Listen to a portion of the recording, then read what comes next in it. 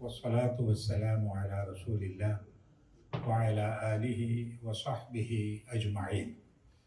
ബഹുമാന്യരായ സഹോദരന്മാരെ, സഹോദരികളെ, ഹ്രസ്വ സന്ദർശനാർത്ഥം ജിദ്ദയിലേക്കുള്ള വഴിയിൽ ഒരു ദിവസം ഇവിടെ ഈ പ്രദേശത്ത് ദമ്മാമിൽ കോബാറിൽ വന്നതാണ്. ഈ സന്ദർഭത്തിൽ ഇങ്ങനെ നിങ്ങളെ കാണാൻ കഴിഞ്ഞതിലുള്ള സന്തോഷം അറിയിക്കുകയാണ്. നമ്മൾ ഒരുമിച്ച് കൂടുന്നത് ഈ ഇസ്ലാഹി സെൻറ്ററിലാണ്. ഇവിടെ സർക്കാരിൻ്റെ ഔദ്യോഗികമായ അനുമതിയോടുകൂടി പ്രവർത്തിക്കുന്ന Hidaya foreigners guidance and awareness സെൻറ്ററിൻ്റെ കീഴിലാണ് നമ്മൾ ഈ പ്രവർത്തനം നടത്തുന്നത്. ഇന്ന് കാലത്ത് ഞാൻ അവിടുത്തെ എക്സിക്യൂട്ടീവ് ചെയർമാനുമായി കണ്ടിരുന്നു. അദ്ദേഹത്തിന് നമ്മുടെ ജാലിയാത്തിനെ കുറിച്ച്, കമ്മ്യൂണിറ്റിയെക്കുറിച്ച് നല്ല അഭിപ്രായമാണ്. വിവിധ രാജ്യങ്ങളിൽ നിന്നുള്ള വിവിധ ഭാഷകൾ സംസാരിക്കുന്ന സമൂഹങ്ങളിലൊക്കെ വർക്ക് ചെയ്യുന്ന ആ സെൻറ്റർ പ്രവർത്തകർ, അതിൻ്റെ ഡയറക്ട് ബോർഡ് അംഗങ്ങളൊക്കെ മലയാളികൾ, കേരളത്തിൽ നിന്നുള്ളവർ വളരെ സജീവമായി ഈ സാംസ്കാരിക പ്രവർത്തനത്തിനുണ്ട് എന്നത് സന്തോഷകരമാണെന്ന് എന്നോട് പറയുകയുണ്ടായി. ജാലിയാത്ത് സംവിധാനം ഒരു വലിയ സംവിധാനമാണ്. ആദ്യം ആരംഭിച്ചത് അത് ബുറൈദയിലാണ്. അതിനുശേഷം ഇന്ന് സൗദിയുടെ മിക്കവാറും എല്ലാ സ്ഥലങ്ങളിലും ഫോറിനേഴ്സിന് വേണ്ടിയിട്ടുള്ള സെൻ്ററുകളുണ്ട്. അവിടെ വിശുദ്ധ ഖുർആൻ്റെയും മറ്റ് ഇസ്ലാമിക വിജ്ഞാനീയങ്ങളുടെയും എല്ലാ ഭാഷയിലുമുള്ള പരിഭാഷകൾ ലഭ്യമാണ്. വിവിധ ഭാഷകളിലുള്ള ക്ലാസ്സുകൾ അവിടെ ലഭ്യമാണ്. ഓൺലൈനായിട്ട് ഇസ്ലാമിനെ പഠിക്കാനുള്ള സംവിധാനങ്ങളുമുണ്ട്. ഇതൊക്കെ ഫ്രീ ആയി ഇവിടുത്തെ സർക്കാരിൻ്റെ മേൽനോട്ടത്തിൽ ലഭിച്ചു വരുന്നതാണ്. അത് ഉപയോഗപ്പെടുത്താതിരിക്കുക എന്നതാണ് നഷ്ടം. നമുക്ക് അൽഹംദുലില്ലാഹ് എല്ലാ സിറ്റികളിലും എല്ലാ സ്ഥലങ്ങളിലുമുള്ള ഇത്തരം ഇസ്ലാമിക് സെൻ്ററുകളുമായി ബന്ധപ്പെട്ട് പ്രവർത്തിക്കുന്ന ദായിമാരും അധ്യാപകരും ഒക്കെ നമുക്കുണ്ട്. നമ്മളത് ഉപയോഗപ്പെടുത്തിയാൽ മതി. ഇസ്ലാമിൻ്റെ കാര്യങ്ങൾ കൃത്യമായി പഠിക്കുക എന്നത് വളരെ അത്യാവശ്യമായ ഒരു കാലം ആണിത്. കാരണം ഇസ്ലാമിനെതിരിലുള്ള വിമർശനങ്ങൾ വളരെ ശക്തമാണ്. ഇസ്ലാമിൻ്റെ ഉള്ളിൽ നിന്ന് വേണ്ടത്ര ഇസ്ലാമിനെ പഠിക്കാതെ ഇസ്ലാമിനെ കുറിച്ച് പറയുകയും പ്രചരിപ്പിക്കുകയും ചെയ്യുന്നവർ ജനങ്ങൾക്ക് നൽകുന്ന മോശമായ സന്ദേശങ്ങൾ അതും മറ്റൊരു പ്രശ്നമാണ്. കൃത്യമായ വളരെ വ്യക്തമായ ഇസ്ലാമിക സന്ദേശം ജനങ്ങൾക്ക് എത്തിച്ചു കൊടുക്കണമെങ്കിൽ ആദ്യം നമ്മളെല്ലാവരും അതറിയണം. എന്നിട്ട് നെല്ലും പതിരും വേർതിരിച്ച് മനസ്സിലാക്കിയിട്ട് ശുദ്ധമായ ഇസ്ലാമിക സന്ദേശം ഇന്നതാണ് എന്ന് നമ്മൾ മനസ്സിലാക്കണം. മനസ്സിലാക്കിയിട്ട് നമ്മൾ അത് അനുഷ്ഠിക്കണം. നമ്മൾ മനസ്സിലാക്കുകയും അനുഷ്ഠിക്കുകയും ചെയ്യുന്ന കാര്യങ്ങൾ ജനങ്ങൾക്ക് പറഞ്ഞു കൊടുക്കണം. ഇതൊക്കെ ചെയ്യുന്നതിൽ നമുക്കൊരു സംതൃപ്തിയും ഉണ്ടാവണം. മതരംഗം വളരെ കലുഷിതമാവുകയാണ്. വ്യത്യസ്ത മതങ്ങൾ തമ്മിലുള്ള ബന്ധം മോശമായിക്കൊണ്ടിരിക്കുന്നു. ഒരേ മതത്തിൽ തന്നെയുള്ള വ്യത്യസ്ത വീക്ഷണക്കാരും വ്യത്യസ്ത ചിന്താഗതിയിലുള്ള ആളുകളും തമ്മിലുള്ള ബന്ധവും മോശമായിക്കൊണ്ടിരിക്കുന്നു. എല്ലാവരും ദൈവത്തെക്കുറിച്ച് പറയുന്നു, അള്ളാഹുവിനെ കുറിച്ച് പറയുന്നു, ജീവിത ലക്ഷ്യത്തെക്കുറിച്ച് പറയുന്നു, വേദഗ്രന്ഥങ്ങളെക്കുറിച്ച് പറയുന്നു. എന്നിട്ട് അള്ളാഹു സൃഷ്ടിച്ച മനുഷ്യരോട് അള്ളാഹു കാരുണ്യവാനാണ് എന്ന് നമ്മൾ പറയുമ്പോൾ തന്നെ നമുക്ക് നമ്മുടെ കൂടെയുള്ള ആളുകളോട് കാരുണ്യത്തോടു കൂടി പെരുമാറാൻ കഴിയാത്ത അവസ്ഥ ഉണ്ടാവുകയും ചെയ്യുന്നു. അതെന്തുകൊണ്ട് എന്ന് കൂടുതൽ ആലോചിക്കേണ്ട ഒരു കാലമാണിത്. ഒരു സമാധാനവും സ്വസ്ഥതയുമാണ് മതം നൽകുന്നത്. മതം അങ്ങനെ ആവണം എന്ന് മതവിശ്വാസികൾ മനസ്സിലാക്കുകയും ചെയ്യണം. ഇസ്ലാം പ്രത്യേകിച്ചും ഇസ്ലാമിൻ്റെ പേര് തന്നെ, ആ പേരിൽ തന്നെ ഒരു ശാന്തിയും സമാധാനവും എന്ന സന്ദേശമുണ്ട്. സെലിമ എന്ന വാക്ക്, ഇസ്ലാം, സലാം, സലാമത്ത് തുടങ്ങിയ വാക്കുകളിലൊക്കെ ഒരു സീനും ലാമും മീമും ഉള്ള വാക്കുകളിലൊക്കെ സമാധാനം, ശാന്തി എന്ന ഒരു സന്ദേശമുണ്ട്. അതുണ്ട് എന്ന് മുസ്ലിങ്ങളായി നമ്മൾ ആദ്യം മനസ്സിലാക്കണം. എന്നിട്ട് അത് ജീവിതത്തിൽ ഉണ്ടാവണം. നമുക്ക് ഓരോരുത്തർക്കും ഇസ്ലാം ഉൾക്കൊണ്ടത് കൊണ്ട് ഒരു മനസ്സമാധാനം ഉണ്ടോ എന്ന് നോക്കണം. അങ്ങനെ ഉണ്ടാവണം. മതത്തിൻ്റെ ഏറ്റവും പ്രധാനപ്പെട്ട കാര്യം ദൈവവിശ്വാസമാണ്, അള്ളാഹുവിലുള്ള വിശ്വാസമാണ്. അള്ളാഹുവിലുള്ള വിശ്വാസം എപ്പോഴും ജീവനുള്ളതായി നിൽക്കാൻ വേണ്ടിയിട്ടാണ് അള്ളാഹുവിൻ്റെ ദിക്റുകളെ കുറിച്ച് പറയുന്നത്. ദിക്റുകൾ, ഉദ്കുറൂനി അതുക്കുറുക്കും. അള്ളാഹു പറഞ്ഞു, നിങ്ങൾ എന്നെ സ്മരിക്കുക, എന്നാൽ ഞാൻ നിങ്ങളെയും ഓർക്കും എന്ന് പറഞ്ഞു. അപ്പോൾ നമ്മൾ അള്ളാഹുവിനെ സ്മരിക്കുക എന്ന് പറഞ്ഞാൽ അള്ളാഹുവിനെ എപ്പോഴും നമ്മൾ അള്ളാഹുവിനെ ഓർത്തുകൊണ്ടിരിക്കണം. അള്ളാഹുവിൻ്റെ കൽപ്പനകളെ കുറിച്ച് നമ്മൾ ഓർക്കണം. അള്ളാഹു പറഞ്ഞ കാര്യം ജീവിതത്തിൽ ഉണ്ടാക്കാൻ ശ്രമിക്കണം. അതാണ് ദിക്ർ ജീവനുള്ളതാകുന്നത്. അങ്ങനെ വരുമ്പോൾ നമുക്കൊരു സമാധാനം ഉണ്ടാകും. മനസ്സമാധാനത്തിന് എന്താണ് വഴി? മനസ്സമാധാനത്തിൻ്റെ വഴി അള്ളാഹുവിൻ്റെ ദിക്റാണ്. അലാ ബിദിക്രില്ലാഹി തത്മഇന്നുൽ ഖുലൂബ്. അറിയുക, അള്ളാഹുവിനെ സ്മരിക്കുന്നത് കൊണ്ട് മനസ്സുകൾ ശാന്തമാകും എന്നാണ്. ഇപ്പം നമ്മൾ ഒറ്റയ്ക്കിരുന്ന് അള്ളാഹുവിനെ കുറിച്ച് ആലോചിച്ച് അള്ളാഹുവിൻ്റെ കലാം പാരായണം ചെയ്ത് അള്ളാഹുവിനോട് ദുആ ചെയ്ത് അങ്ങനെ കുറച്ച് നേരം നമ്മൾ മനസ്സറിഞ്ഞുകൊണ്ട് ചെയ്താൽ അതാണ് നമ്മുടെ മനസ്സിന് സമാധാനം കിട്ടുന്ന വഴി. ഇന്ന് നമുക്ക് ആരാധനാലയങ്ങളുണ്ട്, മതപ്രചാരണങ്ങളുണ്ട്, പ്രവർത്തനങ്ങളുണ്ട്, ഒക്കെയുണ്ട്. പക്ഷെ മനസ്സമാധാനം കിട്ടുന്ന വിധത്തിൽ ദിക്റുള്ള നമുക്ക് ലഭിക്കുന്നുണ്ടോ എന്ന് നമ്മൾ ഓർക്കണം. അതൊരു ചെറിയ സംഗതിയല്ല. ആളുകൾ അസ്വസ്ഥരാണ്. എല്ലാവരും, മുതിർന്നവരും ചെറിയവരും സ്ത്രീകളും പുരുഷന്മാരും ഒക്കെ പല കാരണങ്ങൾ കൊണ്ടും അസ്വസ്ഥരാവുകയാണ്. ചിലർക്ക് കുടുംബത്തിലെ പ്രശ്നം, അയൽപ്പക്കത്തെ പ്രശ്നം, മഹലിലെ പ്രശ്നം, സംഘടനയിലെ പ്രശ്നം, ബിസിനസ് പാർട്ട്നേഴ്സിന്റെ പ്രശ്നം, പലതരം പ്രശ്നങ്ങളുമായിട്ട് ആളുകൾക്ക് അസ്വസ്ഥതയും ഉത്കണ്ഠയും ഉണ്ട്.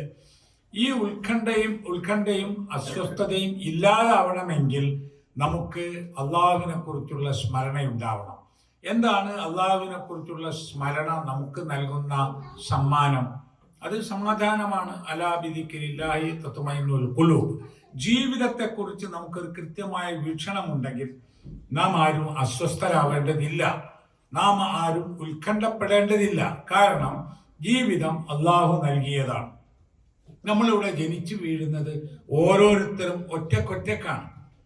നാം വിചാരിച്ചത് കൊണ്ടോ തെരഞ്ഞെടുത്തത് കൊണ്ടോ അല്ല നമ്മൾ ആരുടെയെങ്കിലും മക്കളായി ജനിച്ചത്.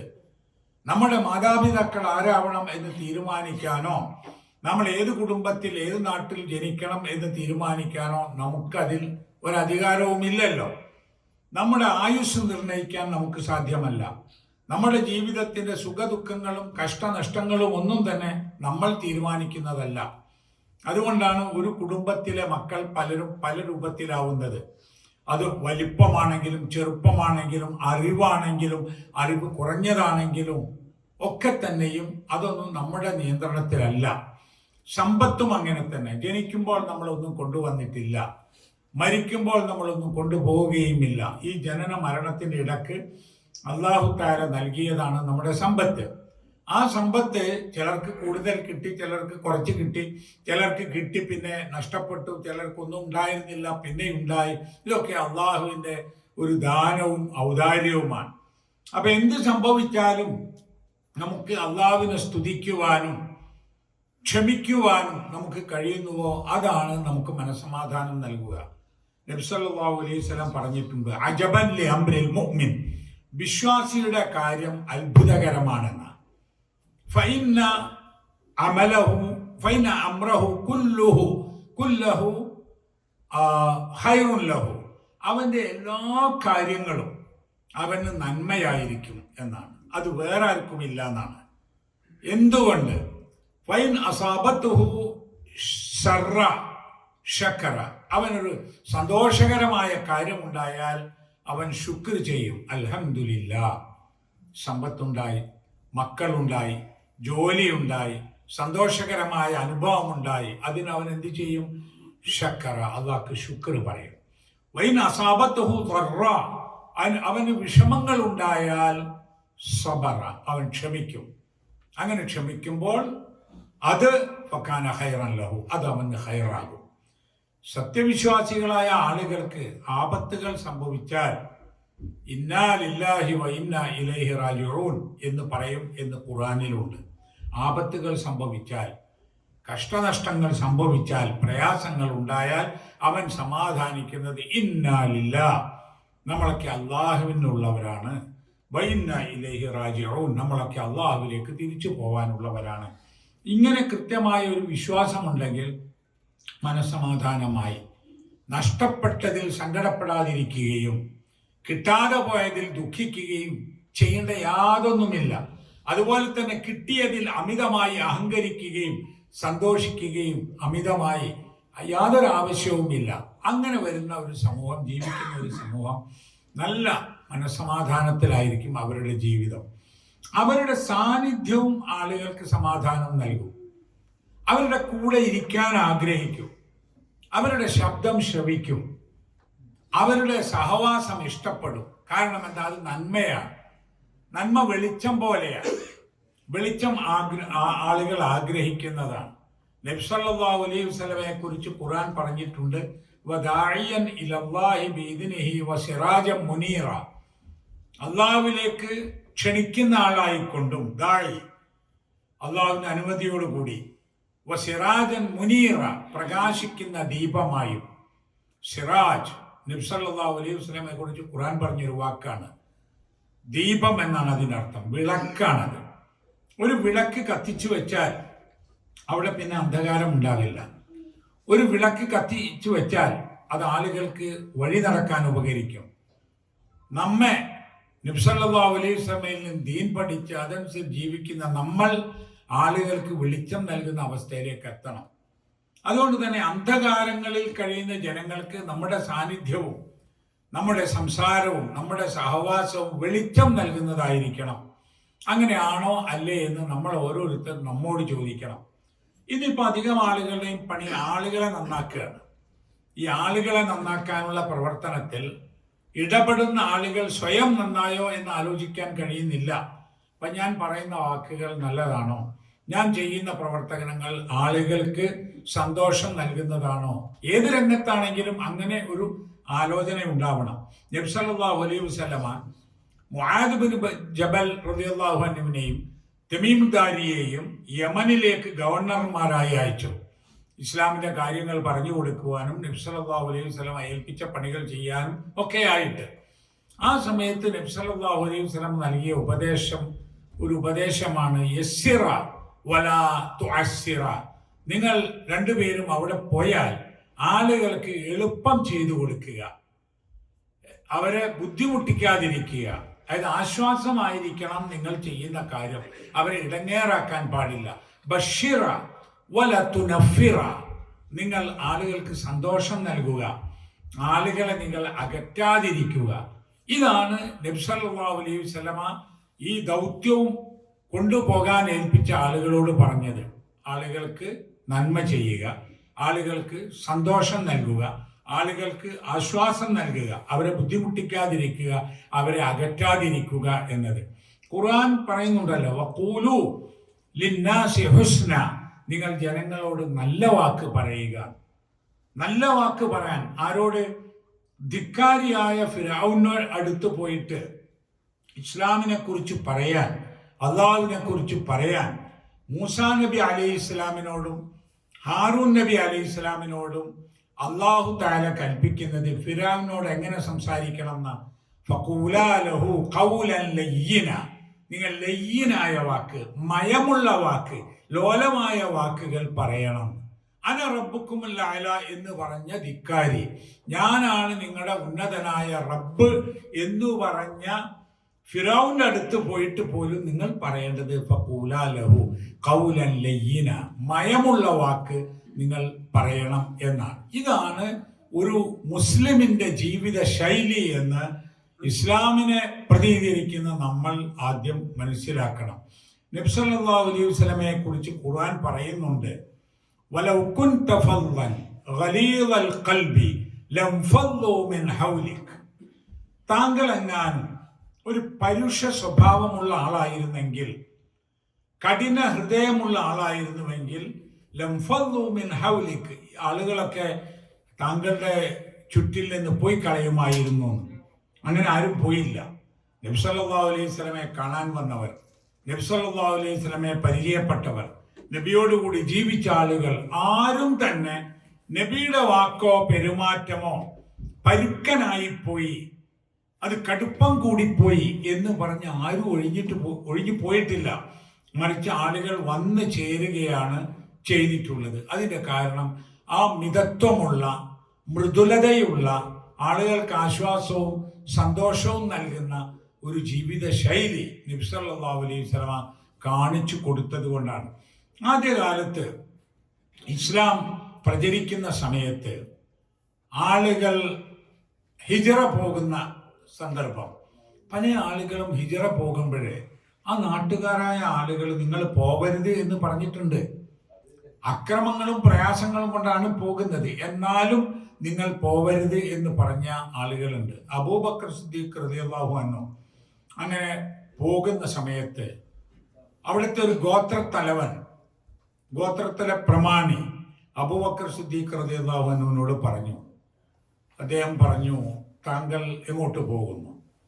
അപ്പോൾ അബൂബക്കർ സിദ്ദീഖ് റളിയല്ലാഹു അൻഹു പറഞ്ഞു, ഞാൻ പോവുകയാണ്, ഇവിടെ ജീവിക്കാൻ പ്രയാസം, എൻ്റെ ദീൻ അനുസരിച്ച് ജീവിക്കാൻ ഈ നാട്ടുകാർ സമ്മതിക്കുന്നില്ല.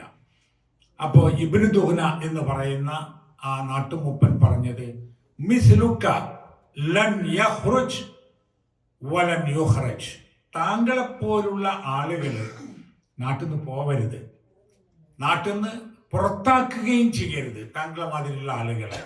എന്നിട്ട് അദ്ദേഹം പറയുന്ന കുറച്ച് വാക്കുകളുണ്ട്. അതായത് താങ്കൾ എന്താ ചെയ്യുന്നത്? ഇന്നക ലതഹ്മിലുൽ കല്ല വതക്സിബുൽ മഅദൂമ വതുഖ്രിൽ ദൈഫ വതുഈനു അലാ നവായിബിൽ ഹഖ്.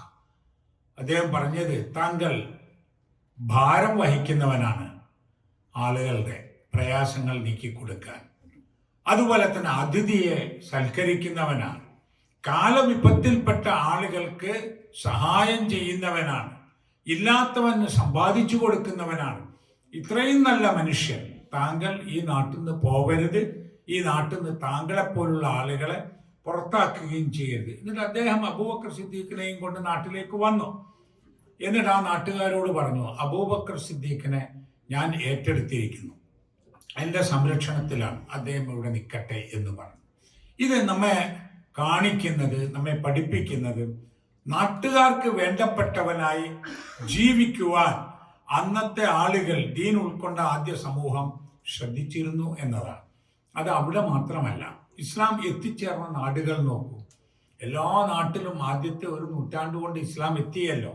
എല്ലാ പ്രദേശങ്ങളിലും ആളുകളുള്ള ഒരു സംസ്കാരം, സമൂഹമായി ജീവിക്കുന്ന നാട്ടിൽ, നമ്മുടെ നാട്ടിലൊക്കെ തന്നെയും അങ്ങനെ 10-12 ആളുകൾ നമ്മുടെ നാട്ടിലേക്ക് വന്ന് അവിടെ താമസം തുടങ്ങി, അവിടെ കച്ചവടം ചെയ്തു, അവിടെ കൃഷി ചെയ്തു, ആ നാട്ടുകാരായി മാറിയപ്പോഴേ നമ്മുടെ മുൻ തലമുറയിൽപ്പെട്ട ഒരു മുത്തച്ഛൻ അവരോട് ചോദിച്ചതാണല്ലോ, അവരെ കണ്ട് ഇഷ്ടപ്പെട്ടിട്ട്, എന്താണ് നിങ്ങളിങ്ങനെ? അവരുടെ ഗുണങ്ങൾ എന്തായിരുന്നു? അവർ സത്യസന്ധരാണ്, അവർ വിശ്വസ്തരാണ്, അവരാളുകളെ ഒന്നിച്ചു നിർത്തി ഒരൊറ്റ സഫിൽ നിന്ന് നമസ്കരിക്കുന്നവരാണ്, അവർക്കിടയിൽ ഐത്തവും തൊട്ടുകൂടായ്മയും ഒന്നുമില്ല, ആരും ആരെയും ചതിക്കുന്നില്ല. അങ്ങനത്തെ നല്ല ഒരു സ്വഭാവമുള്ള ആളുകളെ കണ്ടപ്പോൾ ഇതെന്താണ് എന്ന് നാട്ടുകാർ ചോദിച്ചതാണ്.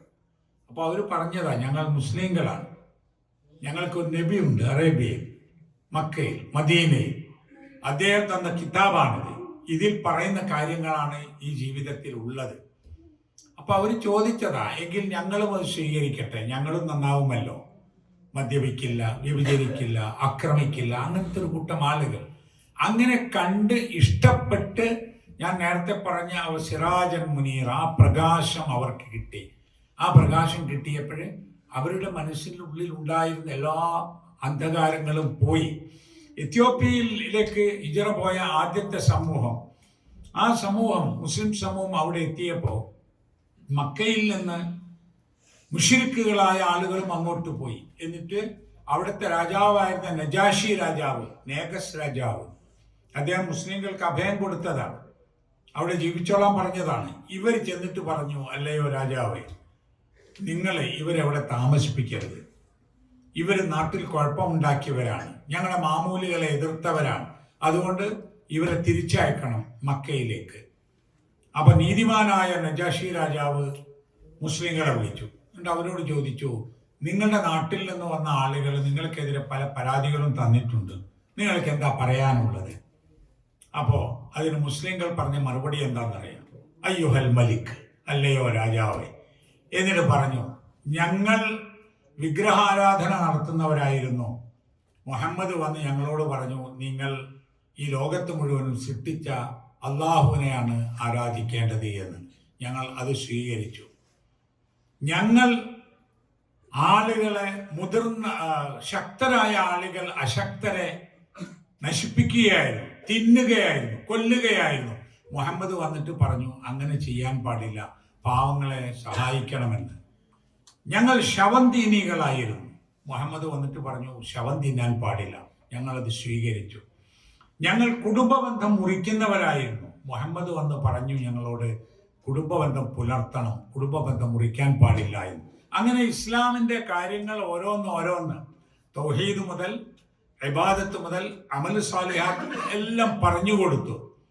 അപ്പോൾ നജാഷി രാജാവ് പറഞ്ഞു, നിങ്ങൾ ഈ പറയുന്നത് യേശു പറഞ്ഞ കാര്യം തന്നെയാണ്, ഈസ അലൈഹിസ്സലാം പറഞ്ഞ കാര്യം തന്നെയാണ്, അതുകൊണ്ട് നിങ്ങളിവിടെ ജീവിച്ചോളൂ. ഖുറൈശികൾ, മുശ്രിക്കുകൾ അവരോട് പറഞ്ഞു, അവരിവിടെ ജീവിച്ചോളും, ഒരു പ്രശ്നവുമില്ലായിരുന്നു. പിൽക്കാലത്ത് ആ നജാഷി രാജാവ് ഇസ്ലാം സ്വീകരിക്കുകയും അദ്ദേഹം മരണപ്പെട്ടപ്പോൾ നബി സല്ലല്ലാഹു അലൈഹി വസല്ലമക്ക് മദീനയിൽ വഹയി കിട്ടുകയും ആ വഹയിന്റെ അടിസ്ഥാനത്തിൽ നബി സല്ലല്ലാഹു അലൈഹി വസല്ലമ നജാഷി രാജാവിന് മദീനയിൽ വെച്ച് മയ്യിത്ത് നമസ്കരിക്കുകയും ചെയ്തു. ഇത് ഞാനിവിടെ പറയുന്നത്, ആളുകൾ മനസ്സിലാക്കുന്ന ദീൻ അത് ജീവിത സ്വഭാവവുമായി ബന്ധപ്പെട്ടതാണ്. ഇന്ന് അത് മാറിക്കഴിഞ്ഞു. ഇന്ന് ദീൻ എന്ന് പറയുന്നത് ചില ആചാരങ്ങള്, ചില അനുഷ്ഠാനങ്ങള്, ചില ആരാധനകള്, ആരാധനാലയങ്ങള്, ചില രൂപങ്ങള്, വേഷങ്ങള്, ഇങ്ങനെയായി മാറി. അവിടുന്ന് നമ്മൾ ഇനിയും ആദ്യകാലത്തേക്ക് പോകണം. ആദ്യകാലത്ത് മുസ്ലിങ്ങളെയും മുസ്ലിങ്ങളല്ലാത്തവരെയും പേരുകൊണ്ട് തിരിച്ചറിഞ്ഞില്ല. കാരണം ഉമറും അബൂബക്കറും ഉസ്മാനും ഒക്കെ മുസ്ലിങ്ങളല്ലാത്തവരുമുണ്ട്. അവർ ഇസ്ലാം സ്വീകരിക്കുന്നതിന് മുമ്പ് അറബ് രാജ്യങ്ങൾ, ഇവിടെയൊക്കെ തന്നെ പല ആളുകളും അറേബ്യൻ രാജ്യത്തുള്ള ക്രിസ്ത്യാനികളും യഹൂദന്മാരും യസീദികളും ഒക്കെ തന്നെ അറബി പേരിലുണ്ട് മുസ്ലിങ്ങളെ പോലെ. അപ്പൊ പേരായിരുന്നില്ല, അവരുടെ വസ്ത്രധാരണവും ഒന്ന് തന്നെയായിരുന്നു, ഈ പ്രദേശത്തേക്ക് യോജിച്ച വിധത്തിലുള്ള, അതും ഒരു വ്യത്യാസമായിരുന്നില്ല. വ്യത്യാസം ആളുകൾ കാണുന്നത് സംസ്കാരം കൊണ്ടാണ്, പെരുമാറ്റം കൊണ്ടാണ്, ഒരു കൾച്ചർ എന്ന നിലക്കാണ്. അതാണ് ദീൻ എന്ന വാക്കിന്റെ അർത്ഥം. ദീൻ എന്ന വാക്കിന് നമ്മളെ മലയാളത്തിൽ മതം എന്നും ഇംഗ്ലീഷിൽ റിലിജൻ എന്നൊക്കെ പറയല്ലോ, അത് പോരാ. പൂർണ്ണ അർത്ഥം കിട്ടണമെങ്കിൽ അതിലും വലിയ ആശയമാണ്, വിശദീകരണം വേണം. ഒരു മനുഷ്യൻ അയാളുടെ ജീവിതത്തിന്റെ നിയമമായും അടിസ്ഥാനമായും മാർഗദർശനമായും എന്താണോ ഉൾക്കൊണ്ടത്, അതാണ് ദീൻ എന്ന് പറയുന്നത്. ഇപ്പോൾ ഒരു ദിവസത്തെ നമസ്കാരം എല്ലാം കൂടി ചെയ്യാൻ അരമണിക്കൂറോ മാക്സിമം 1 മണിക്കൂറോ മതി. ഒരാൾ 5 നേരം നമസ്കരിച്ചാൽ നമ്മൾ അയാളെക്കുറിച്ച് ദീനിയാണെന്ന് പറയും. അപ്പോൾ ബാക്കി 23 മണിക്കൂർ നേരം എന്തായാലും ദീൻ ഒരു പ്രശ്നവുമില്ല എന്ന നിലക്കാണ്. അങ്ങനെയല്ല. ദീൻ എന്ന് പറയുന്നത് ഒരു മനുഷ്യന്റെ ജീവിതത്തെ പ്രകാശിപ്പിക്കുന്ന, പ്രദർശിപ്പിക്കുന്ന സംഗതിയായിരിക്കണം എന്നാണ് ആ പറഞ്ഞതിൽ നിന്ന് നമുക്ക് മനസ്സിലാക്കാൻ സാധിക്കുന്നത്. ഞാൻ പറഞ്ഞത് മനസ്സമാധാനത്തിന്റെ വഴി ദിക്റുള്ളായാണ് എന്ന് പറഞ്ഞല്ലോ. അങ്ങനെ ജീവിക്കുന്ന മനുഷ്യന് അസ്വസ്ഥതയും അങ്കലാപ്പും ഉത്കണ്ഠയും ഇല്ലാതെ ജീവിക്കാൻ കഴിയും. മരണനേരത്തും അയാൾക്കൊരു സമാധാനം ഉണ്ടാവും. എന്താണെന്നറിയോ? യാ അയ്യത്തുഹൻ നഫ്സുൽ മുത്മയിന്ന ഇർജിഇ ഇലാ റബ്ബികി റാദിയതൻ മർദിയ ഫദ്ഖുലി ഫീ ഇബാദി വദ്ഖുലി ജന്നതി. ഈ ആയത്ത് പല തഫ്സീറുകളുണ്ട്. പ്രധാനപ്പെട്ട പ്രമുഖ മുഫസ്സിരീങ്ങൾ പറഞ്ഞത് മരണനേരത്ത് ലഭിക്കുന്ന ഒരു ആശ്വാസമാണ് അത് എന്നാണ്. അല്ലാഹു തആല മലക്കുകൾ അയച്ചുകൊണ്ട് സമാധാനം നൽകും. യാ അയ്യത്തുഹൻ നഫ്സുൽ മുത്മയിന്ന, മുത്മയിന്നായ ആത്മാവേ എന്ന് പറഞ്ഞാൽ സമാധാനം പൂണ്ട ആത്മാവേ, ഇർജിഇ ഇലാ റബ്ബികി റാദിയതൻ മർദിയ, നീ നിന്റെ റബ്ബിലേക്ക് മടങ്ങി വരൂ, നീ നിന്റെ റബ്ബിനെ തൃപ്തിപ്പെട്ട നിലക്കും നിന്റെ റബ്ബ് നിന്നെ തൃപ്തിപ്പെട്ട നിലക്കും വന്നുകൊള്ളൂ എന്ന് ഒരു സ്വാഗതം, സന്തോഷത്തോടു കൂടിയുള്ള ഒരു സ്വീകരണം ഉണ്ടാകുമെന്നാണ്.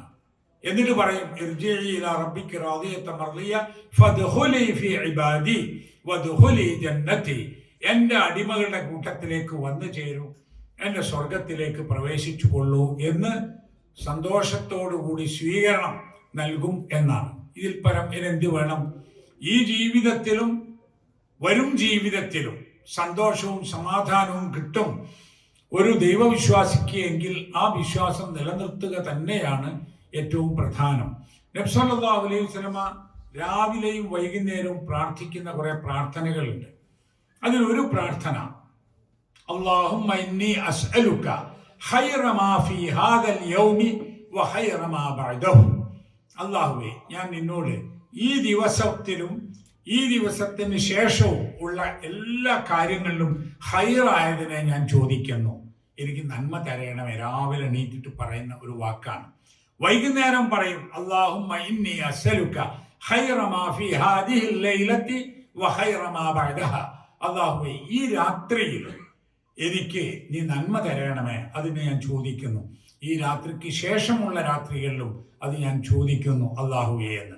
അപ്പൊ പകലിലും രാവിലും എല്ലാ ദിവസങ്ങളിലും ഇന്നും നാളെയും പിന്നീടും നന്മ കിട്ടാൻ വേണ്ടി പടച്ചവനോട് ചോദിച്ച് പടച്ചവനിൽ തവക്കുലാക്കുന്നു. നമ്മൾ വീട്ടിൽ നിന്ന് ഇറങ്ങുമ്പോഴേ തവക്കൽതു അലല്ലാഹ് ലാ ഹൗല വലാ ഖുവത ഇല്ലാ ബില്ലാഹ്. ആ പ്രാർത്ഥന എന്താ? നമ്മൾ അല്ലാഹുവിൽ തവക്കുലാക്കി പോവുകയാണ്. ആ തവക്കുലാക്കുമ്പോൾ എല്ലാ കാര്യവും അല്ലാഹുവിൽ ഏൽപ്പിക്കുകയാണ്. മനസ്സമാധാനത്തിന് ഇനി എന്ത് വേണം? യാത്രയിലുള്ള ഒരു ദുആ ഉണ്ടല്ലോ, അല്ലാഹുമ്മ അൻത സ്വാഹിബു ഫിസ് സഫർ വൽ ഖലീഫതു ഫിൽ അഹ്ൽ. അല്ലാഹുവേ, നീയാണ് യാത്രയിൽ എൻ്റെ കൂട്ടുകാരൻ. അല്ലാഹുമ്മ അൻത സ്വാഹിബു ഫിസ് സഫർ, അതോടൊപ്പം തന്നെ വൽ ഖലീഫതു ഫിൽ അഹ്ൽ, എൻ്റെ അഹ്ലിനെ, കുടുംബത്തെ, കുഞ്ഞുങ്ങളെ, ഇണയെ ഒക്കെ നോക്കാൻ അവിടെയുള്ള ഖലീഫ അതും നീ തന്നെയാണ്. അപ്പൊ എൻ്റെ കാര്യവും എൻ്റെ മക്കളുടെ കാര്യവും കുടുംബത്തിന്റെ കാര്യവും ഒക്കെ പടച്ചവനെ നിന്നെ ഏൽപ്പിച്ചാണ് പോകുന്നത് എന്ന്. അങ്ങനെ പോകുന്ന ഒരാളെ സംബന്ധിച്ചിടത്തോളം അയാൾക്ക് മനസ്സമാധാനം തന്നെയാണ് ഉണ്ടാവുക. അതുപോലെ തന്നെയാണ് ഒരു മനുഷ്യന്റെ ജീവിതത്തിലെ എല്ലാ കാര്യങ്ങളിലും ഉണ്ടാവുക. ഇന്നിപ്പോ അങ്ങനെ ആശ്വാസവും ആനന്ദവും സമാധാനവും കിട്ടുന്ന ഒന്നാണ് ദീൻ എന്ന് ഈ ദീൻ ഉൾക്കൊണ്ട് ജീവിക്കുന്ന ആളുകൾക്കും അറിയാതെ പോയി. ഈ ദീൻ അനുസരിച്ച് ജീവിക്കുന്ന ആളുകളുടെ അടുത്ത് താമസിക്കുന്ന ആളുകൾക്കും അറിയാതെ പോയി. അങ്ങനെ വന്നപ്പോഴാണ് ദീൻ തെറ്റിദ്ധരിച്ചത്. വളരെ അനിസ്ലാമികമായ ജീവിതം നയിക്കുന്നു പല ആളുകളും, തെറ്റായ നിലക്ക് സമ്പാദിക്കുന്നു, മോശമായി സംസാരിക്കുന്നു, ദൈവവിശ്വാസം അള്ളാഹു കാണുന്നുണ്ട് എന്ന ഓർമ്മയില്ലാത്ത നിലക്ക് പെരുമാറുന്നു. ഇതൊക്കെ ആകുമ്പോൾ പിന്നെ വിശ്വാസികളും വിശ്വാസികളല്ലാത്തവരും ഒരേ രൂപത്തിലായി പോകുന്നു. ഇവിടെയാണ് ഖുർആനിന്റെയും സുന്നത്തിന്റെയും അടിസ്ഥാനത്തിലുള്ള ഒരു പുനഃക്രമീകരണം നമ്മുടെയൊക്കെ ഓരോരുത്തരുടെയും ജീവിതത്തിലും ഈ സമൂഹത്തിലും വേണം എന്ന് നമ്മൾ പറയുന്നത്. ഇസ്ലാഹി പ്രസ്ഥാനവും ഇവിടുത്തെ ദഅവാ സെന്ററുകളും ഒക്കെ ജനങ്ങളെ പഠിപ്പിക്കുന്നത് ഇസ്ലാമികമായ ജീവിതക്രമം നമ്മൾ ശീലിക്കണം എന്നതാണ്. അങ്ങനെ നമ്മൾ ശീലിച്ചാൽ നമ്മുടെ ജീവിതത്തിന് ഒരർത്ഥമുണ്ടാകും. നമ്മൾ എന്തിനു ജീവിക്കുന്നു എന്നതിന് ഒരു മറുപടി ഉണ്ടാകും. അങ്ങനെ ഒരു വിശ്വാസം ഇല്ലെങ്കിലോ, അങ്ങനെ ഒരു വിശ്വാസം ഇല്ലെങ്കിൽ എന്തിനു ജീവിക്കുന്നു എന്ന ചോദ്യത്തിനും സംശയത്തിനും മറുപടിയില്ല. ആ മറുപടി ഇല്ലെങ്കിൽ പിന്നെ വരുന്നത് ഇപ്പൊ നിങ്ങൾ കണ്ടില്ലേ, ഇപ്പൊ ഈ ഒരാഴ്ചയില് നമ്മുടെ നാട്ടിൽ നേരത്തെ നടന്ന ഒരു കൊലപാതകവുമായി ബന്ധപ്പെട്ട് ഏതാനും പ്രതികളെ ശിക്ഷിച്ചല്ലോ. അങ്ങനെ ശിക്ഷിച്ചപ്പോഴേ ആ ശിക്ഷ ഏറ്റുവാങ്ങിയ പ്രതികളിൽ ചിലർ പറഞ്ഞത്, ഞങ്ങളെ വധശിക്ഷക്ക് വിധേയരാക്കണം, ഇനി ജീവിക്കാൻ താല്പര്യമില്ല എന്നാണ്. ജീവിക്കുവാൻ താല്പര്യമില്ല, അങ്ങനെ ജയിലിൽ കിടക്കണമെന്നില്ല, ഞങ്ങളെ കൊന്നു കിട്ടിയാൽ നന്ന്. ആ പറയുന്നതിന്റെ അർത്ഥം അത് ജയിൽ പുള്ളികൾ മാത്രമല്ല, ആത്മഹത്യ ചെയ്ത പല ആളുകളും അതിന്റെ മുമ്പ് പറഞ്ഞതും അവർ ആത്മഹത്യാ കുറിപ്പിൽ എഴുതി വെച്ചതുമൊക്കെ ഇങ്ങനെ ജീവിക്കുവാൻ താല്പര്യമില്ല എന്നാണ്. വിചാരിച്ച കാര്യം നടക്കുന്നില്ല, വേണ്ടത്ര പണമില്ല, കുടുംബത്തിൽ സമാധാനമില്ല, ഇനി ജീവിക്കാൻ താല്പര്യമില്ല. ശരിയാണല്ലോ. എത്ര കഷ്ടപ്പാടും വിഷമവും പ്രയാസവും ഒക്കെ ഉണ്ട് ആളുകൾക്ക്. ആ പ്രയാസങ്ങൾക്കിടയിൽ, സാമ്പത്തിക ദുരിതങ്ങൾക്കിടയിൽ, മാറാ രോഗങ്ങൾക്കിടയിൽ ഇതൊക്കെ സഹിച്ചുകൊണ്ട് എന്തിനാണ് ജീവിക്കുന്നത് എന്ന ചോദ്യം വളരെ വലിയ ചോദ്യമാണ്. ആ ചോദ്യത്തിന്റെ ആകെ മറുപടി ജീവൻ നൽകിയത് അള്ളാഹുവാണ്, പടച്ചവനാണ്, ദൈവമാണ്. ആ ജീവൻ നശിപ്പിക്കാൻ നമുക്ക് അർഹതയില്ല എന്നതാണ്. ആ ഒരു ബോധത്തിലാണ് ഇവിടെ മനുഷ്യ സമൂഹം ജീവിച്ചു പോകുന്നത്. ശുഭപ്രതീക്ഷയോടുകൂടി നല്ല ഒരു നാളെ ഉണ്ടാകുമെന്ന വിശ്വാസത്തോടുകൂടി ഇവിടെ ജീവിക്കുവാൻ കെൽപ്പ് നൽകുന്നത്, ശക്തി നൽകുന്നത് ഈമാനാണ്, ആ വിശ്വാസമാണ്. ആ വിശ്വാസം നമുക്കുണ്ടായിത്തീർന്നാൽ മാത്രമേ ഇവിടെ മനുഷ്യന്റെ ജീവിതം നിലനിൽക്കുകയുള്ളൂ. അല്ലെങ്കിൽ പിന്നെ സംഭവിക്കാൻ പോകുന്നത് ആളുകൾ തമ്മിലുള്ള മത്സരം മാത്രമായിരിക്കും. മത്സരം പഴയ കാലത്ത് വഴിയിൽ കൊള്ള നടത്തുന്ന ആളുകൾ, വെട്ടിപ്പിടിക്കുന്ന ആളുകൾ, കട്ടുകൊണ്ടുപോകുന്ന ആളുകൾ അങ്ങനെ ആയിരുന്നെങ്കിൽ ഇന്ന് അതിന്റെ രൂപം മാറി, അതിന്റെ രീതി മാറി എന്നേ ഉള്ളൂ. ഇന്നും അങ്ങനെ തന്നെയാണ് ആളുകൾ ജീവിതം കൊണ്ടുപോകുന്നത് പലരും. ഇവിടെ ആളുകൾക്ക് നന്മ നൽകാൻ, ആളുകൾക്ക് ആശ്വാസം നൽകാൻ, നല്ല പെരുമാറ്റം ഉണ്ടാക്കാൻ, നല്ല വർത്തമാനം പറയാൻ, അതാണ് ഖുർആനിൽ നബി സല്ലല്ലാഹു അലൈഹി വസല്ലമയെ കുറിച്ച് അല്ലാഹു തആല നബിയുടെ ഡ്യൂട്ടിയായി, ചുമതലയായി പറഞ്ഞെടുത്ത് ഹുവല്ലദീ ബഅസ ഫിൽ ഉമ്മീന റസൂലൻ മിൻഹും യത്ലൂ അലൈഹിം ആയാതിഹി വയുസക്കീഹിം വയുഅല്ലിമുഹുൽ കിതാബ വൽ ഹിക്മ വഇൻ കാനൂ മിൻ ഖബ്ലു ലഫീ ളലാലിൻ മുബീൻ. അല്ലാഹു ആണ് ഉമ്മീകളായ ആളുകൾക്കിടയിൽ, നിരക്ഷരരായ ആളുകൾക്കിടയിൽ അള്ളാഹുവിന്റെ റസൂലിനെ നിശ്ചയിച്ചത്. എന്തിനാ നിശ്ചയിച്ചത്? യത്ലു അലൈഹിം ആയാതിഹി, അള്ളാഹുവിന്റെ ആയത്തുകൾ, ദൃഷ്ടാന്തങ്ങൾ അവർക്ക് ഓതിക്കൊടുക്കാൻ, വയുസക്കീഹിം, അവരെ തസ്കിയത്തുള്ളവരാക്കാൻ, സംസ്കാര സമ്പന്നരാക്കാൻ, വയുഅല്ലിമുഹുൽ കിതാബ വൽ ഹിക്മ, അവർക്ക് അൽ കിതാബും അൽ ഹിക്മത്തും പഠിപ്പിച്ചു കൊടുക്കാൻ, ഖുർആനും സുന്നത്തും തത്വജ്ഞാനങ്ങളും ഒക്കെ പഠിപ്പിച്ചു കൊടുക്കാൻ. അവരാവട്ടെ നേരത്തെ ഫി ളലാലിൻ മുബീൻ, വളരെ വ്യക്തമായ വഴികേടിലായിരുന്നു, മാർഗഭ്രംശത്തിലായിരുന്നു. അപ്പൊ വഴികേടിൽ ജീവിച്ചു പോന്ന ഒരു സമൂഹം, അധാർമികതയിൽ ജീവിച്ചു പോന്ന, സംസ്കാരശൂന്യമായി ജീവിതം നയിച്ച ഒരു സമൂഹത്തെ സംസ്കാരത്തിന്റെ പ്രചാരകരാക്കി തീർക്കാൻ കുറഞ്ഞ കാലം കൊണ്ട് നബി സല്ലല്ലാഹു അലൈഹി വസല്ലമയ്ക്ക് സാധിച്ചത് അതിന് ഊന്നൽ നൽകിയത് കൊണ്ടാണ്. ഇന്നിപ്പം മതസമൂഹങ്ങളിൽ ആ ഊന്നൽ മാറിപ്പോയി. ശക്തമായ വിശ്വാസവും ഈമാൻ അത് ശക്തമായ നിലക്ക് വളർത്തുകയും അള്ളാഹുവിന്റെ മുമ്പിലാണ് നമ്മുടെ ജീവിതം എന്ന ബോധ്യമുണ്ടാവുകയും ചെയ്തുകൊണ്ട് അള്ളാഹു കൽപ്പിച്ച കാര്യങ്ങൾ ഉൾക്കൊണ്ട് ജീവിക്കുവാൻ തയ്യാറായാൽ മൊത്തത്തിലുണ്ടാകുന്ന മാറ്റം എല്ലാവർക്കും വെളിച്ചം നൽകുന്നതായിരിക്കും. അത് നമ്മൾ ചെയ്യുന്നില്ലെങ്കിൽ സംഭവിക്കുന്നത് ആളുകൾക്ക് നല്ല ജീവിതം നഷ്ടപ്പെടും എന്നതിൻ്റെ പുറമെ, അതൊരു നഷ്ടമാണ്, അതിൻ്റെ പുറമെ ആളുകൾക്ക് ലഭിക്കേണ്ട വെളിച്ചം തടയപ്പെടുകയും ചെയ്യും. ഇസ്ലാം ലോകത്തേക്ക് മുഴുവൻ പ്രചരിച്ചത് അത് കൊണ്ടുപോയ ആളുകളിൽ നിന്നാണല്ലോ. അങ്ങനെ അത് ലഭിക്കുവാനുള്ള അവസരം ആളുകൾക്ക് മുമ്പിൽ കൊട്ടിയടയ്ക്കുന്ന ഒരു ദുരന്തം, ഒരു ദുരനുഭവം നമ്മളുടെ അശ്രദ്ധ കൊണ്ട് ഉണ്ടായിത്തീരുകയും ചെയ്യും. അതില്ലാതിരിക്കുവാൻ നാം മാക്സിമം ഉള്ള സമയമെടുത്തുകൊണ്ട് ഖുർആൻ പഠിക്കുകയും നബി സല്ലല്ലാഹു അലൈഹി വസല്ലമയുടെ ഹദീസുകൾ പഠിക്കുകയും തൗഹീദിനെ മനസ്സിലാക്കുകയും തൗഹീദ് ഉൾക്കൊണ്ട് ജീവിക്കുന്ന സമയത്ത് ശിർക്കിന്റെ യാതൊരു അംശവും കടന്നു വരാതിരിക്കാൻ ശ്രദ്ധിക്കുകയും സുന്നത്തുകൾ ശീലമാക്കുകയും ബിദ്അത്തുകൾ ഉപേക്ഷിക്കുകയും ഒക്കെ ചെയ്യുന്ന ഒരു രീതിയിലേക്ക് നമ്മൾ മാറി വരണം. ഇന്ന് ഇസ്ലാമിക സമൂഹം നേരിടുന്ന വലിയ വെല്ലുവിളി അത് ബുദ്ധിതലത്തിലാണ് എന്ന് നമ്മൾ അറിയണം. അതുകൊണ്ട് തന്നെ ബുദ്ധിയുള്ള നമ്മുടെ പുതിയ തലമുറയെ അവർ സ്വാധീനിക്കും. യുക്തിവാദികളും ദൈവനിഷേധികളും എക്സ് മുസ്ലിങ്ങളും സ്വതന്ത്ര ചിന്തകരും ലിബറലിസ്റ്റുകളും എന്ന് പറയുന്ന ആളുകളൊക്കെ പിടികൂടാൻ വരുന്നത് നമ്മുടെ ചെറുപ്പക്കാരെയാണ്, ആൺകുട്ടികളെയും പെൺകുട്ടികളെയും. എന്നിട്ട് അവർ സംശയങ്ങൾ ഉണ്ടാക്കും. ഇസ്ലാമിൽ അതില്ലേ, ഇസ്ലാമിൽ ഇതില്ലേ, ഇസ്ലാമിൽ ജിഹാദില്ലേ, ഇസ്ലാമിൽ വിവാഹമോചനമില്ലേ, തലാഖില്ലേ, അത് അങ്ങനെ ഒരുപാട് സ്ത്രീകൾക്ക് വല്ലാത്ത പീഡനമില്ലേ എന്നൊക്കെ പറഞ്ഞ് ഇല്ലാത്ത കാര്യങ്ങൾ പറയും. അതിന് കുറെ സാമ്പിളുകൾ ഇങ്ങനെ ഓരോന്നോരോന്ന് പറയും. അല്ലെ പണ്ട് അടിമത്തമില്ലേ ഇസ്ലാമിൽ, ഇങ്ങനെ. അപ്പൊ ആളുകൾക്ക് ഇങ്ങനെ അതില്ലേ ഇല്ലേന്ന് തോന്നുമ്പോൾ എന്താണ് വസ്തുത എന്നറിയാൻ സംശയം തീർക്കാൻ വഴിയില്ലാതെ ആയാൽ അപ്പൊ നമുക്ക് സംശയം തീർത്തു കൊടുക്കാൻ കഴിയണം. അതിന് നിരന്തര ബന്ധങ്ങൾ ഉണ്ടാകണം. അങ്ങനെ സംശയങ്ങൾ തീർന്ന ആളുകൾക്ക് യാതൊരു ഭയവുമില്ലാതെ ഏത് വെല്ലുവിളികളെയും സ്വീകരിച്ചുകൊണ്ട് ഇസ്ലാമിന്റെ പക്ഷത്ത് നിന്നുകൊണ്ട് അതിന് മറുപടി പറയാൻ സാധിക്കും. ഇപ്പൊ നിങ്ങൾ നോക്കൂ, വളരെ ദുർബലമാണ് യുക്തിവാദികളുടെ വാക്കുകളും അവരുടെ വാദങ്ങളും ഒക്കെ വളരെ ദുർബലമാണ്.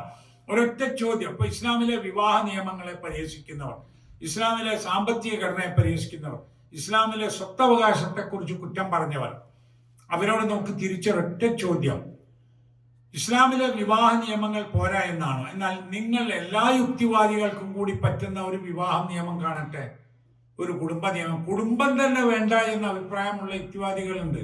അങ്ങനെ എന്തിനാ ഒരു വിവാഹം, എന്തിനാണ് അങ്ങനെ ഇന്നാളാണ് മകൻ, ഇന്നാളാണ് അച്ഛൻ, അമ്മ എന്നൊക്കെ പറഞ്ഞ് അങ്ങനെ കുടുംബ സംവിധാനം തന്നെ സ്വാതന്ത്ര്യത്തിനെതിരാണെന്ന് വിശ്വസിക്കുന്നവരുണ്ട്. അതുകൊണ്ട് എല്ലാവർക്കും സ്വീകരിക്കാവുന്ന ഒരു കുടുംബ നിയമം പോലും ഉണ്ടാക്കാൻ അവർക്ക് സാധിക്കില്ല. എന്നിട്ടല്ലേ സാമ്പത്തിക നിയമങ്ങളും ലോകക്രമങ്ങളും ഒക്കെ മതത്തിലുള്ളത് പോരാ എന്ന് പറയുന്നത്.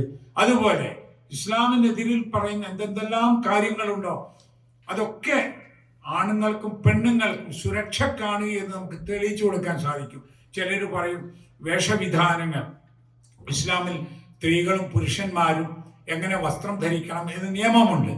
അതിൽ സ്ത്രീകളെ സംബന്ധിച്ചിടത്തോളം അവരുടെ ശരീര സൗന്ദര്യം അന്യരുടെ മുമ്പിൽ മറച്ചു വെക്കണമെന്നുണ്ട്. അതെന്തിനാണ് എന്ന് ചോദിച്ച് പെൺകുട്ടികളെ ഇളക്കി വിടുന്നവർ അറിയണം. എത്ര പഠനങ്ങളാണുള്ളതെന്നറിയാം. ലൈംഗിക ശാസ്ത്രത്തിൽ, മനഃശാസ്ത്രത്തിലൊക്കെ സ്ത്രീ സൗന്ദര്യം കണ്ടുകൊണ്ടിരിക്കാൻ പുരുഷന് ഹോർമോൺ സംബന്ധമായി തന്നെ ചില തോന്നിപ്പിക്കലുണ്ടെന്നാണ്. അതുകൊണ്ടാണ് പലപ്പോഴും സ്ത്രീകൾ കയ്യേറ്റത്തിന് വിധേയരാകുന്നത്. എവിടെയെങ്കിലും ഒരു അസമയത്ത് ഒറ്റയ്ക്ക് നിൽക്കുന്ന സ്ത്രീയെ വേറെ യുവാക്കൾ വന്ന് പിടിച്ചു കൊണ്ടുപോകുന്നത് നേരെ തിരിച്ച് നമ്മൾ കാണുന്നില്ലല്ലോ. അപൂർവമായി എവിടെയെങ്കിലും ഉണ്ടോ എന്നറിയില്ല. ഒറ്റക്ക് നിൽക്കുന്ന ഒരു ചെറുപ്പക്കാരനെ കുറച്ച് സ്ത്രീകൾ വന്ന് പിടിച്ചു കൊണ്ടുപോകുന്നത് അങ്ങനെയില്ല. എന്തുകൊണ്ടാണ് അതിന്റെ കാരണം? അവരാണ് കൂടുതൽ പീഡിപ്പിക്കപ്പെടുന്നത്. അത് ശരീരശാസ്ത്രപരമായി, ലൈംഗിക ശാസ്ത്രപരമായി സാധ്യതയുള്ള ഒരു സംഗതിയാണ്. അതുകൊണ്ട് തടയിടണം. കൂടുതൽ പീഡനത്തിന് വിധേയരാവാൻ സാധ്യതയുള്ള ആളുകൾക്ക് കൂടുതൽ പ്രൊട്ടക്ഷനും വേണം. ഇപ്പൊ ഒറ്റക്ക് യാത്ര ചെയ്യുന്ന സ്ത്രീകൾക്ക് പ്രയാസങ്ങൾ വന്നേക്കാം. അതുകൊണ്ടാണ് സ്ത്രീകൾ യാത്ര ചെയ്യുമ്പോൾ മഹറമായ ഒരാൾ കൂടെ ഉണ്ടാകണം, അല്ലെങ്കിൽ ഒരു ഗ്രൂപ്പ് സ്ത്രീകളെങ്കിലും ഉണ്ടാകണം എന്ന് പറയുന്നത്. അപ്പൊ അതൊരു സ്വാതന്ത്ര്യക്കുറവല്ലേ എന്ന് ചോദിച്ചാൽ അല്ലല്ലോ. ഇപ്പൊ മന്ത്രിമാർക്ക് എസ്കോർട്ട് ഉണ്ട്, മുഖ്യമന്ത്രിക്ക് കുറെ അധികം ഉണ്ട്, ഇന്ത്യൻ പ്രസിഡന്റ് ആകുമ്പോൾ ഒരുപാടുണ്ട്. എന്താ? അവരാക്രമിക്കപ്പെടാൻ സാധ്യത ഉള്ളത് കൊണ്ട് അവർക്ക് പ്രൊട്ടക്ഷൻ വേണം, എസ്കോർട്ട് വേണം. നമ്മൾ ആദരിക്കുകയും ബഹുമാനിക്കുകയും കുടുംബത്തിന്റെ വിളക്കായി കാണുകയും ചെയ്യുന്ന ഏറ്റവും വലിയൊരു സമൂഹമാണ് സ്ത്രീ സമൂഹം. അപ്പൊ അവർക്ക് സുരക്ഷ വേണം, അവർക്ക് സമാധാനം വേണം, അവർക്ക് സന്തോഷം ഉണ്ടാവണം, അവർ കയ്യേറ്റത്തിന് വിധേയരാൻ പാടില്ല. ഇതാണ് എന്ന് പറയുമ്പോൾ അതിനൊരു മറുപടിയും പിന്നെ അവർക്കാർക്കും പറയാനില്ല എന്നാണ് ശരി. ആക്രമിക്കരുത് എന്ന് പുരുഷന്മാരോട് പറഞ്ഞാൽ പോരെ? പറഞ്ഞിട്ടും ഈ 21-ാം നൂറ്റാണ്ടിൽ ഇപ്പോഴേ നിങ്ങൾ നോക്കൂ, സ്ത്രീകൾക്കെതിരെയുള്ള കയ്യേറ്റങ്ങൾ ഇല്ലാതാക്കാൻ വേണ്ടിയിട്ടുള്ള കോടതികളുണ്ട്, കുടുംബ കോടതികളുണ്ട്. വനിതകളുടെയും കുട്ടികളുടെയും കാര്യത്തിന് പ്രത്യേക മന്ത്രാലയവും മന്ത്രിയുമുണ്ട്. അതെന്തിനാ അങ്ങനെ?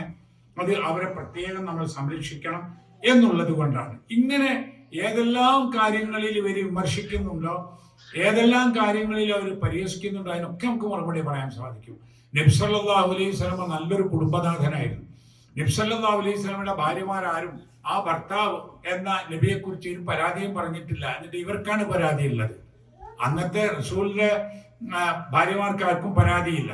നബി സല്ലല്ലാഹു അലൈഹി വസല്ലം നല്ല ഒരു രക്ഷിതാവായിരുന്നു. നബിയുടെ മക്കൾക്ക് ആർക്കും നബി ഒരു പിതാവ് എന്ന നിലയിൽ ചെയ്യേണ്ട എന്തെങ്കിലും കാര്യങ്ങളിൽ കുറവ് വരുത്തി എന്നൊരു പരാതിയും ഉണ്ടായിട്ടില്ല. പരാതി ഉണ്ടാകുന്നത് മുഴുവനും ഇപ്പോഴാണ്, അന്നത്തെ കാലം വെച്ചിട്ട് കാര്യങ്ങൾ പറയുമ്പോൾ. ഇതാണ് നമ്മൾ മനസ്സിലാക്കുക. അപ്പൊ നമുക്ക് ഇസ്ലാമിന്റെ കാര്യങ്ങൾ പഠിച്ചു മനസ്സിലാക്കിയാൽ, ഉൾക്കൊണ്ട് തൃപ്തി വന്നിട്ടുണ്ടെങ്കിൽ ആരുടെ മുമ്പിലും തല കുനിക്കേണ്ടതില്ല. നമുക്ക് ശക്തമായ നിലക്ക് ഇസ്ലാമിന്റെ പ്രചാരകരായും പ്രബോധകരായും ഈ സന്ദേശത്തിന്റെ വാഹകരായും മുന്നോട്ട് പോകാൻ സാധിക്കും.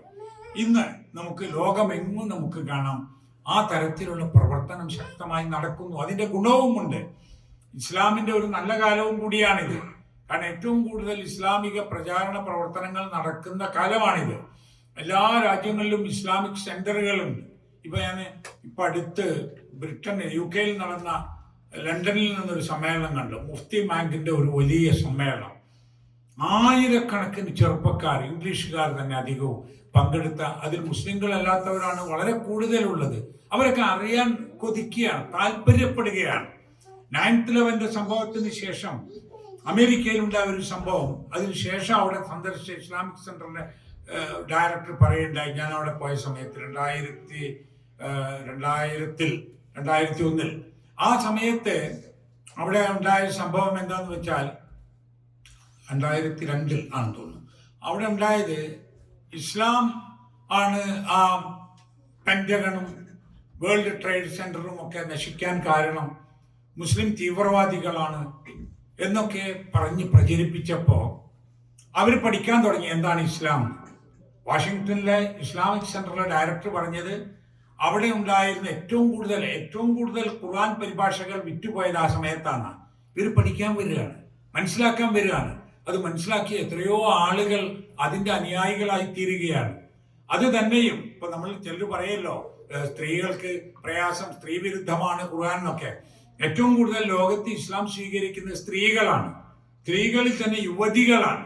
അവർക്കതിൽ സുരക്ഷയും സന്തോഷവും കാണുന്നത് കൊണ്ടാണല്ലോ അവര് അത് സ്വീകരിക്കുന്നത്. അവ നല്ല കാലമാണ് ഇസ്ലാമിനെ സംബന്ധിച്ചിടത്തോളം. ആദർശ രംഗത്ത് വളരെ കൂടുതൽ പ്രചാരണങ്ങൾ നടക്കുന്ന സമയമാണ്. ഇപ്പൊ ഈ സോഷ്യൽ മീഡിയ വന്നതോടുകൂടി അതിനുള്ള ധാരാളം സംവിധാനങ്ങളും ഉണ്ടായിരിക്കുകയാണ്.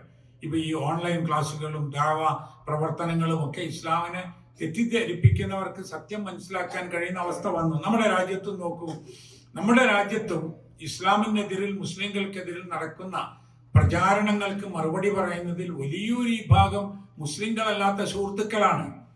ഖുർആനിനെ പരിഭാഷപ്പെടുത്തിയ മുസ്ലിങ്ങളല്ലാത്ത ആളുകൾ ഇംഗ്ലീഷിലേക്കും ഹിന്ദിയിലേക്കും മലയാളത്തിലെ 2 ഖുർആൻ വിവരണ കവിതകൾ, ഗദ്യങ്ങൾ, 2 രാഘവൻ നായർ ദിവ്യദീപ്തിയും അമൃതവാണിയും, അത് മുസ്ലിങ്ങളല്ല. എത്രയോ വർഷങ്ങൾ അവർ അതിന് ചെലവഴിച്ച് എഴുതിയ, എന്നിട്ട് അവർക്കാർക്കും മനസ്സിലാകാത്ത പുതിയ ആളുകൾക്കാണ് ഖുർആന്റെ ദോഷം കണ്ടെത്താൻ കഴിയുന്നതെന്ന് പറഞ്ഞാൽ വിശ്വസിക്കാൻ കഴിയും. ഇപ്പൊ ഗാന്ധിജിയും നെഹ്റുവും അതുപോലുള്ള എത്രയോ ആളുകൾ ഖുർആൻ വായിച്ചിട്ടുണ്ട്. ഗാന്ധിജിയുടെ ഓരോ പ്രാർത്ഥനാ യോഗത്തിലും സൂറത്തുൽ ഫാത്തിഹ ഓതുമായിരുന്നു എന്നാണ്. ശ്രീ നാരായണ ഗുരു നബിയെ കുറിച്ച് പറഞ്ഞത് കരുണാവാൻ എന്നാണ്. കരുണാവാൻ നബി മുത്തുരത്നമോ എന്ന്. അതുപോലെ തന്നെ വിവേകാനന്ദ സ്വാമികൾ ഇസ്ലാമിനെ കുറിച്ചും ഇസ്ലാമിന്റെ പ്രവാചകനെ കുറിച്ചും വളരെ മനോഹരമായി പറഞ്ഞിട്ടുണ്ട്. അതാ വരുന്നു വിമോചനത്തിന്റെ പ്രവാചകൻ എന്നൊക്കെ പറഞ്ഞിട്ടുണ്ട്. അപ്പൊ ചിന്തകന്മാരും ശാസ്ത്രജ്ഞന്മാരും ഗുരുക്കന്മാരും ഒക്കെ ഖുർആനിനെയും റസൂലിനെയും ഇസ്ലാമിനെയും പഠിച്ചപ്പോൾ അതിന്റെ നന്മകൾ അവർ കണ്ടെത്തിയിട്ടുണ്ട്. എന്നിട്ട് ഇപ്പോ അല്പജ്ഞാനികളായ ഈ യുക്തിവാദികള് ഖുർആനിനെ എവിടെയെങ്കിലും കഷ്ണം മുറിച്ച് അത് അക്രമം പ്രോത്സാഹിപ്പിക്കുന്നു, അത് പ്രയാസം ഉണ്ടാക്കുന്നു എന്ന് പറഞ്ഞ് പ്രചരിപ്പിച്ചാൽ അത് വിലപ്പോവില്ല എന്ന് ആളുകൾ തിരിച്ചറിയുന്നുണ്ട്. അങ്ങനെയാണ് കുറച്ചു മുമ്പ്, 2 വർഷം മുമ്പ്, ഒരു യൂറോപ്യൻ രാജ്യത്തെ ഒരു പാർലമെന്റ് അംഗം, ഡച്ച് പാർലമെന്റ് അംഗം, വലിയ ഇസ്ലാം വിമർശകനായിരുന്നു. ഇസ്ലാം ഭീകരമാണ് എന്നും പള്ളിമിനാരങ്ങൾ അക്രമത്തിന്റെ അടയാളമാണെന്നൊക്കെ പറഞ്ഞ ഒരു പാർലമെന്റ് അംഗം, അദ്ദേഹം ഖുർആൻ പഠിച്ചു. ഖുർആൻ പഠിച്ചത് വിമർശിക്കാനാണ്, ഇസ്ലാമിനെ എതിർക്കാനാണ്. പഠിച്ച് കഴിഞ്ഞപ്പോൾ അയാൾ ഖുർആന്റെ അനുയായിയായി. അദ്ദേഹം അതിന്റെ അനുയായിയായി ഷഹാദത്ത് കലിമ ചൊല്ലി അദ്ദേഹം മക്കയിലും മദീനയിലും ഒക്കെ വന്നിരുന്നു. പിന്നെ അപ്പോ അതാണ് പഠിച്ചാൽ ഉണ്ടാകുന്ന ഗുണം. നമുക്കറിയാം ഈ തൗഹീദിന്റെയും ഒരു മഹിമ അങ്ങനെ തന്നെയാണ്. എന്താണ് തൗഹീദ് എന്നോ എന്താണ് ഷിർക്കെന്നോ അറിയാത്ത എത്രയോ ആളുകളുണ്ട്. മുസ്ലിങ്ങൾ ഷിർക്കൻ പ്രവർത്തനങ്ങൾ ചെയ്ത് ജീവിക്കുന്നവരുണ്ട്. അവർക്ക് തൗഹീദിന്റെ വെളിച്ചം എത്തിയപ്പോൾ വളരെ സന്തോഷത്തോടുകൂടി അടിയുറച്ച മുവഹിദുകളായി ജീവിക്കാൻ സാധിച്ചിട്ടുണ്ട്. അതിനൊക്കെ നിങ്ങൾ ഈ സെന്ററിന്റെ ഒക്കെ പ്രവർത്തനങ്ങൾ ഉപയോഗപ്പെടുത്തണമെന്ന് മാത്രമല്ല, ഒരു ചെലവുമില്ലാതെ വളരെ സൗജന്യമായി ഇത്തരത്തിൽ ഔദ്യോഗികമായി നമുക്ക് ഒരുമിച്ച് കൂടാനും പഠിക്കുവാനും അവസരങ്ങൾ നൽകിയതിന് നമ്മൾ ഈ രാഷ്ട്രത്തോടും ഇവിടുത്തെ മന്ത്രാലയങ്ങളോടുമൊക്കെ കടപ്പെട്ടിരിക്കുന്നു എന്നുകൂടി ഞാൻ നിങ്ങളെ അറിയിക്കുകയാണ്. അല്ലാഹു സുബ്ഹാനഹു വ തആല നമ്മെ എല്ലാവരെയും അനുഗ്രഹിക്കുമാറാവട്ടെ. അസ്സലാമു അലൈക്കും വറഹ്മത്തുള്ളാഹി വബറകാതുഹു.